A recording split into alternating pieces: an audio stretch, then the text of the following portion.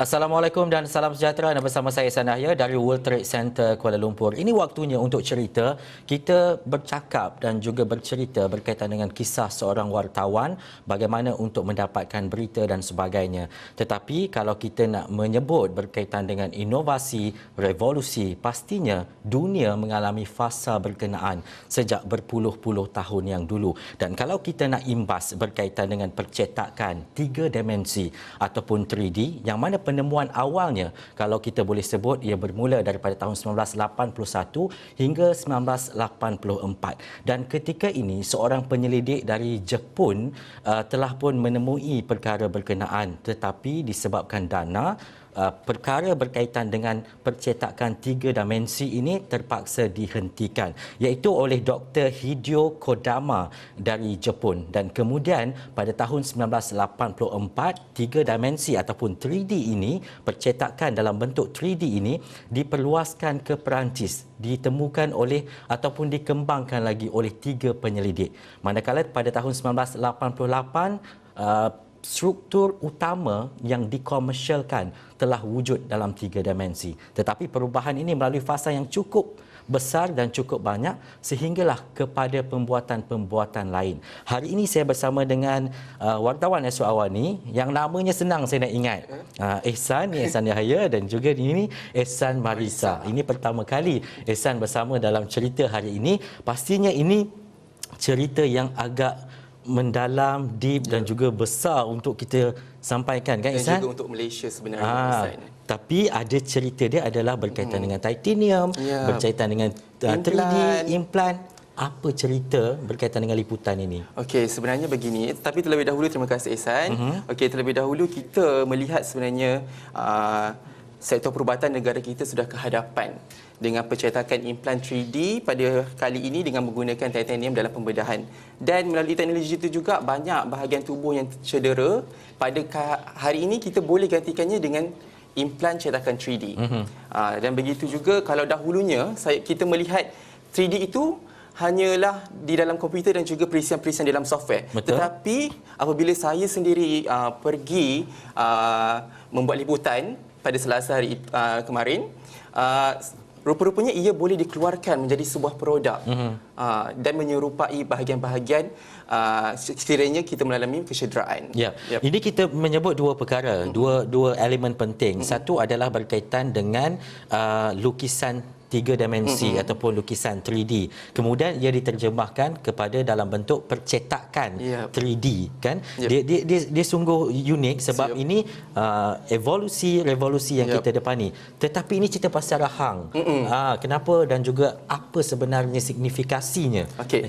Terima kasih Ihsan. Sebenarnya begini, pada bermulanya 3D ini juga apabila seorang pesakit datang ke Havisina Specialist Hospital yang mengalami ketumbuhan pada rahangnya dan disebabkan oleh ketumbuhan ameloblastoma, dan daripada situ dia mengalami kesukaran untuk makan dan juga melakukan pengunyahan, proses pengunyahan. Jadi daripada situ pihak 3D Gens Sdn Bhd iaitu anak tempatan juga yang menghasilkan implan tersebut mencipta implan khusus rahang itu untuk membaiki penggantian rahang tersebut. Dan daripada situ sebenarnya signifikannya penggantian rahang, pembedahan rahang itu dan juga implan 3D yang kita hasilkan oleh anak tempatan ini. Tapi secara mudahnya Ihsan, kita boleh katakan jika ia melibatkan masalah kesihatan, kemalangan, aksiden dan sebagainya, ini bermakna kita boleh mencipta ataupun mencetak satu bentuk 3D dalam bentuk rahang khususnya dan diletakkan kembali mengikut struktur asalnya. Dan acuan dan struktur asalnya sama yang akan dimasukkan seperti di dalam kita punya penggantian badan itu sendiri. Menerusi visual yang kita paparkan kepada penonton waktu ini mungkin langkah dan juga perkara yang Ihsan sendiri dekati dan juga lihat. Kalau Ihsan boleh ceritakan bagaimana ketika berada di makmal, ketika diceritakan oleh doktor yang terlibat?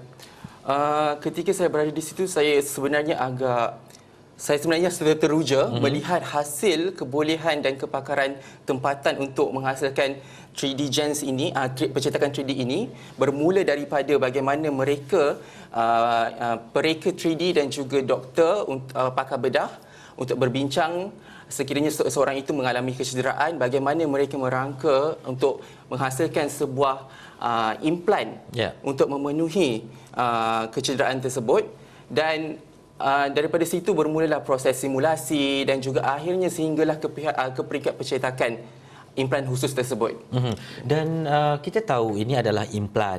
Kita tidak boleh nak menyamakan dia dengan perkara yang asal ataupun perkara yang sudah semula jadi ada sebelum ini, rahang yang betul.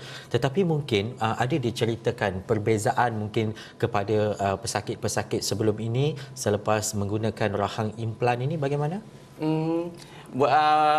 Apa yang dikongsikan oleh doktor kepada saya, selain daripada masa pembedahan dapat disingkatkan daripada 14 ke 16 jam, ia juga dapat menjadi kepada 8 jam. Dan jika sebelum ini secara tradisinya pembedahan dilakukan melibatkan 14 hingga 16 jam dan kebanyakannya perlu juga rawatan susulan di peringkat ICU, dan mungkin selepas ini tidak perlu lagi kerana rawatan itu sudah dimudahkan dan dipendekkan, dan mungkin implikasinya seperti kebas dan tidak seperti dahulu yang memerlukan pengkhususan dan rawatan rapi oleh pakar bedah.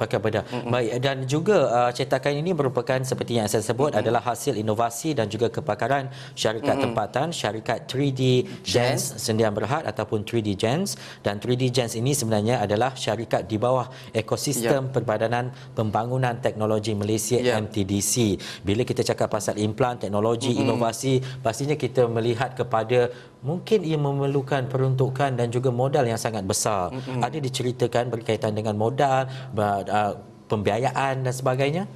Untuk modal dan pembiayaan, mereka hanya tidak berkongsikan secara lebih lanjut, tetapi mereka menyokong dan sentiasa menjadi MTDC. Pihak MTDC sentiasa menggerakkan inovasi ini, terutamanya melibatkan usahawan-usahawan tempatan seperti 3D Gens ini.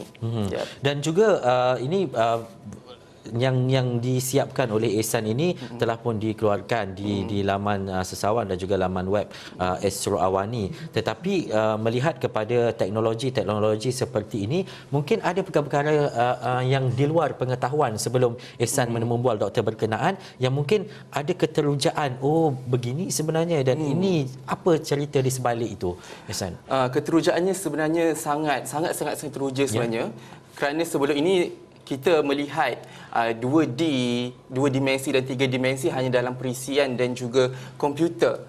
Dan rupa-rupanya ia kini boleh dizahirkan dalam bentuk nyata dan dikeluarkan sebagai suatu produk. Dan ia cukup perkara yang baharu kepada saya, dan juga saya rasa ini merupakan satu inovasi yang cukup besar kepada Malaysia. Dan juga Ehsan, pembedahan penggantian rahang ini juga merupakan yang pertama dilakukan di Asia Tenggara, yang mana ia merupakan satu yang cukup besar buat Malaysia dan juga pakar bedah, yang memperlihatkan inovasi dan pembedahan kita menjadi penanda aras pada ketika ini. Pembedahan yang pertama ini bermaksud pesakit pertama di Gens Sdn Bhd berkenaan, dan juga ia adalah pertama di Asia Tenggara.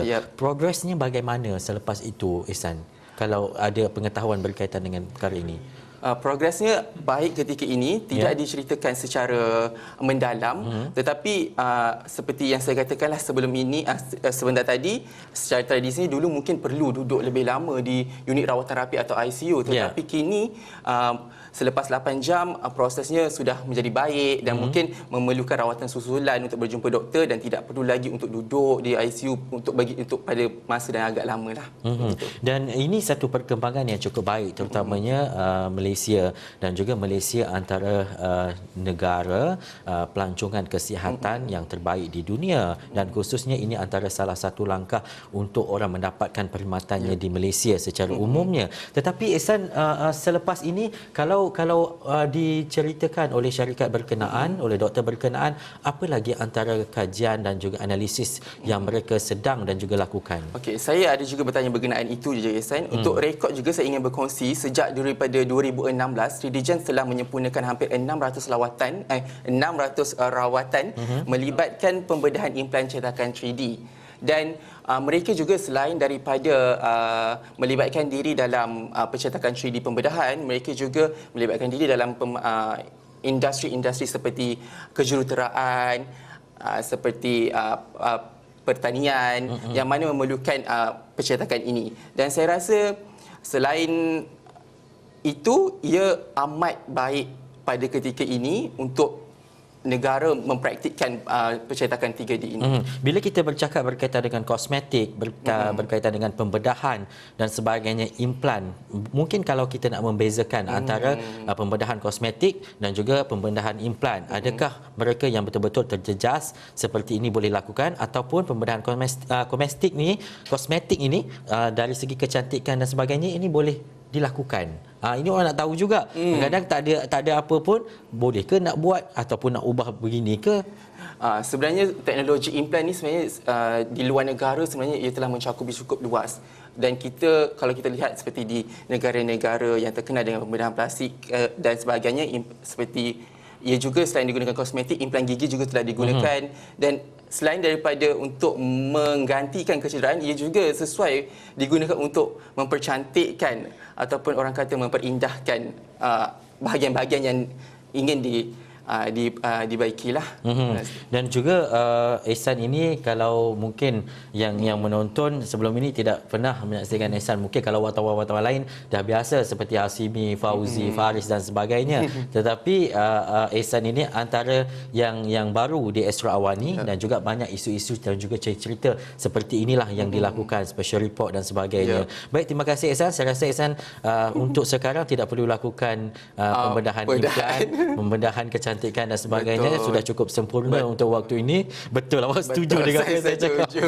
Baik, kita nak bertirahat seketika sebab ada cerita berkaitan dengan air mentah di Kedah bersama dengan Hadi seketika nanti. Kita kembali selepas ini dalam cerita.